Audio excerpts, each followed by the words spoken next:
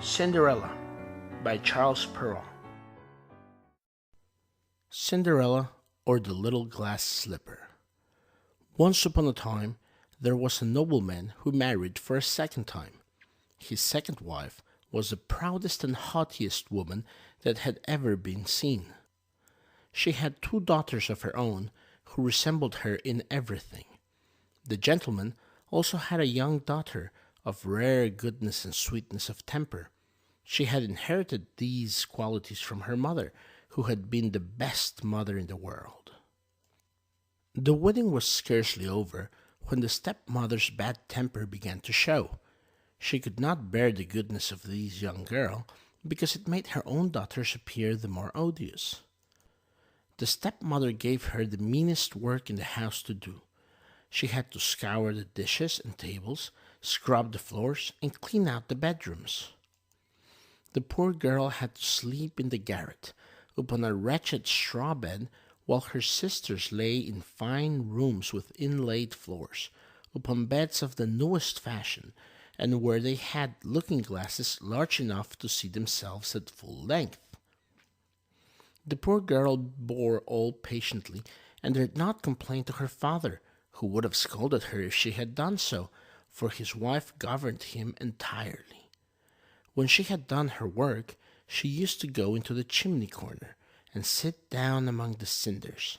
Hence she was called Cinderwench. The younger sister of the two, who was not so rude and uncivil as the elder, called her Cinderella. However, Cinderella, in spite of her mean apparel, was 100 times more beautiful than her sisters, who were always richly dressed. It came to happen that the king's son gave a ball, and invited to it all persons of fashion. Our young misses were also invited, for they cut a very grand figure among the people of the countryside. They were highly delighted with the invitation, and wonderfully busy in choosing the gowns, petticoats, and headdresses that would best suit them. This made Cinderella's lot still harder, for she had to iron her sisters' linens and plait their ruffles. They talked all day long of nothing but how they would be dressed. "For my part," said the elder, "I will wear my red velvet suit with French trimmings." "And I," said the younger, "will wear my usual skirt. But to make amends for that, I will put on my gold-flowered mantle, and my diamond stomacher, which is far from being the most ordinary one in the world." They sent for the best hairdressers they could get to make up their hair in fashionable style, and bought patches for their cheeks. Cinderella was consulted in all these matters, for she had good taste. She advised them always for the best, and even offered her services to dress their hair, which they very much agreed she should do. As she was doing this, they said to her, "Cinderella, would you not be glad to go to the ball?" "Young ladies," she said, "you are only making fun of me. It is not for me to go there." "You are right," they replied. "People would laugh to see a Cinderwench at a ball." Anyone but Cinderella would have dressed their hair awry, but she was good-natured and arranged it perfectly. They were so delighted they almost did not eat for 2 days. They broke above a dozen laces in trying to lace themselves tight to have a fine slender shape, and they were continually at their looking-glass. At last the happy day came. They went to court, and Cinderella followed them with her eyes as long as she could, and when she had lost sight of them, she fell crying. Her godmother saw her all in tears, and asked her what the matter was. "I wish I could, I wish I could," but she could not finish for sobbing. Her godmother, who was a fairy, said to her, "You wish you could go to the ball, is it not so?" "Alas, yes," said Cinderella, sighing. "Well," said her godmother, "just be a good girl, and I will see that you go." Then she took her into her chamber and said to her, "Run into the garden and bring me a pumpkin." Cinderella went at once to gather the finest she could get, and brought it to her godmother, although she could not imagine how this pumpkin could help her go to the ball. Her godmother scooped out all the flesh and seeds inside, leaving nothing but the rind. Then she struck it with her wand, and the pumpkin was instantly turned into a fine gilded coach. She then went to look into the mousetrap, where she found 6 mice all alive. She ordered Cinderella to lift the trapdoor. As each mouse went out, she gave it a little tap with her wand, and it was turned into a fine horse. The 6 mice made a fine set of 6 horses of beautiful mouse-colored dappled gray. Being at a loss for a coachman, Cinderella said, "I will go and see if there is not a rat in the rat trap, which we may make a coachman of." "You are right," replied her godmother. "Go and look." Cinderella brought the rat trap to her, and in it were 3 huge rats. The fairy chose the one which had the largest beard, and touched him with her wand. He turned into a fat coachman with the finest moustache and whiskers ever seen. After that, she said to her, "Go into the garden, and you will find 6 lizards behind the watering pot. Bring them to me." She had no sooner done so than her godmother turned them into 6 footmen, who skipped up immediately behind the coach, their liveries all trimmed with gold and silver, and they held on as if they had done nothing else their whole lives. The fairy then said to Cinderella, "Well, you see here a carriage fit to go to the ball in. Are you not pleased with it?" "Oh, yes," she cried, "but do I have to go as I am in these rags?" Her godmother simply touched her with her wand, and at the same moment her clothes were turned into cloth of gold and silver, all decked with jewels. This done, she gave her a pair of the prettiest glass slippers in the whole world.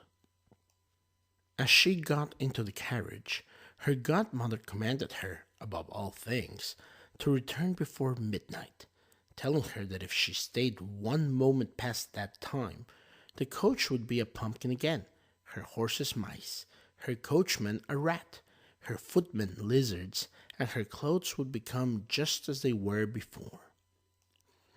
She promised her godmother she would not fail to leave the ball before midnight. She drove away, scarcely able to contain herself for joy. The king's son was told that a great princess, whom nobody knew, had come, and he ran out to receive her. He gave her his hand as she stepped down from the coach, and led her into the hall where the company was assembled. There was at once a profound silence. Everyone stopped dancing, and the violins ceased to play, so attracted were they all by the singular beauty of the unknown newcomer. Nothing was heard but a confused sound of voices saying, "Ha! How beautiful she is! Ha! How beautiful she is!" The king himself, old as he was, could not keep his eyes off her, and he told the queen under his breath that it was a long time since he had seen so beautiful and lovely a creature. All the ladies were busy studying her clothes and headdress, so that they might have theirs made the next day after the same pattern, provided they could find such fine materials and able hands to make them. The king's son conducted her to the seat of honor, and afterwards took her out to dance with him. She danced so gracefully that they all admired her more and more. A fine meal was served, but the young prince did not eat a morsel, so intently was he occupied with her. She went and sat down beside her sisters, showing them 1,000 curtsies, and giving them, among other things, part of the oranges and citrons with which the prince had regaled her. This very much surprised them, for they had not been presented to her. Then Cinderella heard the clock strike 11:45. She at once made her goodbyes to the company and hastened away as fast as she could. As soon as she got home, she ran to find her godmother. After thanking her, she said she very much wished she might go to the ball the next day, because the king's son had asked her to do so. As she was eagerly telling her godmother all that happened at the ball, her two sisters knocked at the door. Cinderella opened it. "How long have you stayed?" she said, yawning, rubbing her eyes and stretching herself as if she had just been awakened. She did not, however, have any desire to sleep. "If you had been at the ball," said one of her sisters, "you would not have been tired with it. The finest princess came, the most beautiful ever seen with mortal eyes. She showed us 1,000 curtsies and gave us oranges and citrons." Cinderella did not show any pleasure at this. Indeed, she asked them the name of the princess, but they told her they did not know it, that the king's son was very much concerned and would give all the world to know who she was. At this, Cinderella, smiling, replied, "Was she then so very beautiful? How fortunate you have been! Could I not see her? Ah, dear Miss Charlotte, do lend me your yellow suit of clothes which you wear every day." "To be sure," cried Miss Charlotte. "Lend my clothes to such a dirty cinder wench as you are? I would be out of my mind to do so." Cinderella expected such an answer, and was very glad of the refusal. She would have been troubled if her sister had lent her what she jestingly asked for. The next day the two sisters went to the ball, and so did Cinderella, dressed even more magnificently than before. The king's son was always by her side, and his pretty speeches to her never ceased. She was by no means annoyed, and indeed she quite forgot her godmother's orders. She heard the clock begin to strike 12, but thought it could not be more than 11. When the young lady realized it was midnight, she then rose up and fled as nimble as a deer. The prince followed, but could not overtake her. She left behind one of her glass slippers, which the prince took up most carefully. She got home, but quite out of breath, without her carriage and in her old clothes. There was nothing left of all her finery but one of the little slippers, fellow to the one she had dropped.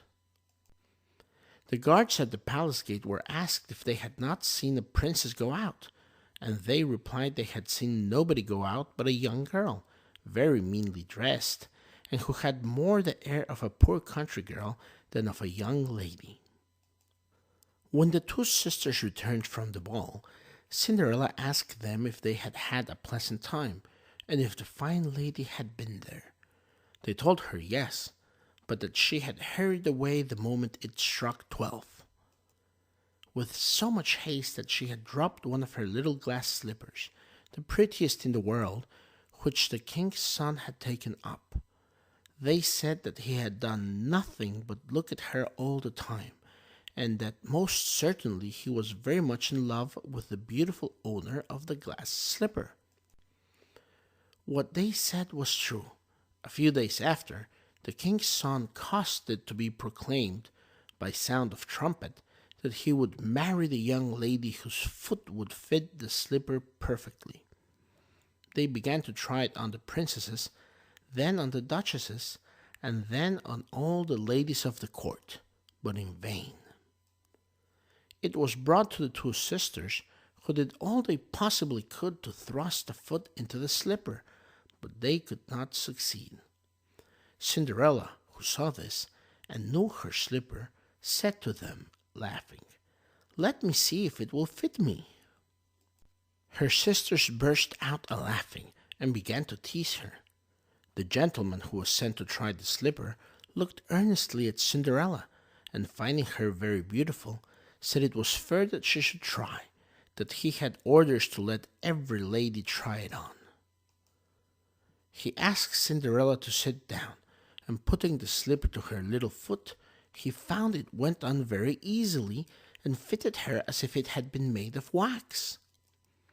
The astonishment of her two sisters was great, But it was still greater when Cinderella pulled out of her pocket the other slipper and put it on her foot. At that moment her godmother came in.